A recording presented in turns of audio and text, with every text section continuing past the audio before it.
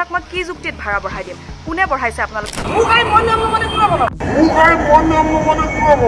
বুকুৱাই কৈছে যে মোৰ বাইক মোৰ তেল মোৰ নিয়ম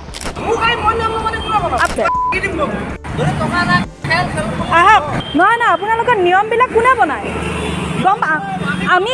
আমি গম পাব লাগিব ন আমি গম পাব লাগিব আমি গম পাব লাগিব না আপোনাক কোনে নিয়ম বনাইছে নিয়ম নিজে নিজে নবনাব আমিও কষ্ট কৰি পইচা উপাৰ্জন কৰোঁ বুজি পাইছে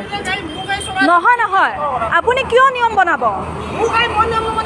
আপুনি পিছত নিজে অফলাইন কৰক ব্যৱস্থা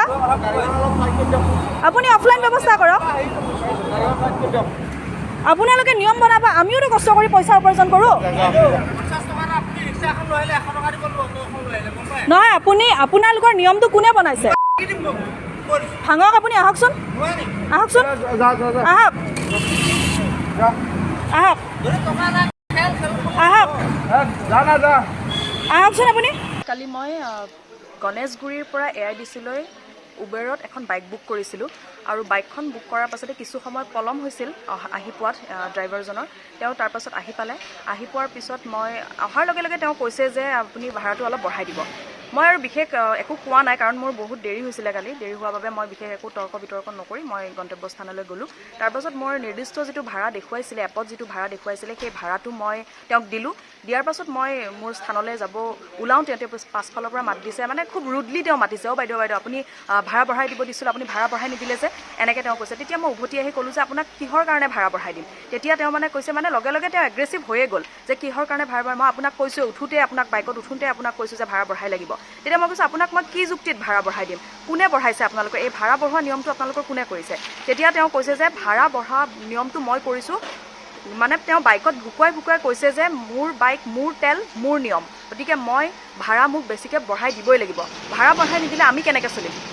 আমি কেনেকৈ চলিম বুলি কোৱাৰ পাছতে প্ৰশ্ন আহিব যে তেওঁ যদি সেই প্ৰতিষ্ঠানটোত কাম কৰি যদি তেওঁ যদি সুখী নহয় তেওঁৰ যদি পইচা কম হৈছে তেতিয়াহ'লে তেওঁ সেই প্ৰতিষ্ঠানটো বাদ দিব লাগে এনেকৈ গ্ৰাহকক হাৰাশাস্তি কৰাটোতো সমীচীন নহয়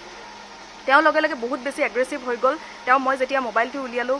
ভিডিঅ' কৰিব আৰম্ভ কৰিলোঁ তেতিয়া তেওঁ মোৰ মোবাইল ভাঙি দিম বুলি কৈছে আপোনালোকে ভিডিঅ'ত দেখিবই ভিডিঅ'টোত স্পষ্টকৈ আছে যে তেওঁ মোবাইল ভাঙি দিম তোৰ বুলি কৈছে আৰু অশ্লীল শব্দ কৈছে বিভিন্ন ধৰণৰ তেওঁ গালি গালাজ পাৰিছে তাৰপাছত কিছু সময়ৰ পাছত তেওঁ মই ভিডিঅ'টো কৰাৰ পাছতে তেওঁ আৰু বেছি অধিক এগ্ৰেছিভ হৈ যোৱাৰ পাছত অলপ সময়ৰ পিছতে মই ভিডিঅ'টো বন্ধ কৰিলোঁ কিন্তু তাৰ পাছতো তেওঁ কৈয়ে থাকিল আৰু মই মোৰ স্থানলৈ উভতি আহিলোঁ কিন্তু তাৰ পাছত কথা হ'ল যে এতিয়া তেওঁলোকে এনেদৰে ভাড়া বৃদ্ধি কৰাটো কিমান যুক্তিসংগত আৰু এইটো আজি বুলিয়ে নহয় কালিৰ ঘটনাটোৱে বুলিয়ে নহয় যেতিয়াই আমি উবেৰ বা ৰেপিডত বাইক বুক কৰোঁ তেতিয়া প্ৰথম প্ৰশ্নটো হৈছে যে ভাড়া কিমান দেখুৱাইছে ভাড়া ইমান বঢ়াই দিব নে 20 টকা এটা বঢ়াই দিব নিদিয়ে বা 30 টকা এটা বঢ়াই দিব নিদিয়ে কেতিয়াবা কিছুমান মানুহক ভাড়া বঢ়াই দিব পাৰে কাৰণ তেওঁলোকে খুব নম্ৰভাৱে কয় খুব ভদ্ৰভাৱে কয় কিন্তু কালিৰ যিটো পৰিৱেশ কালিৰ যিটো পৰিস্থিতি সেয়া কোনো পধ্যে তেওঁক এটকাও বঢ়াই দিব নোৱাৰি আৰু তেওঁক বুলিয়ে নহয় যিসকলে তেনেকুৱা ধৰণৰ ব্যৱহাৰ কৰে তেওঁলোকক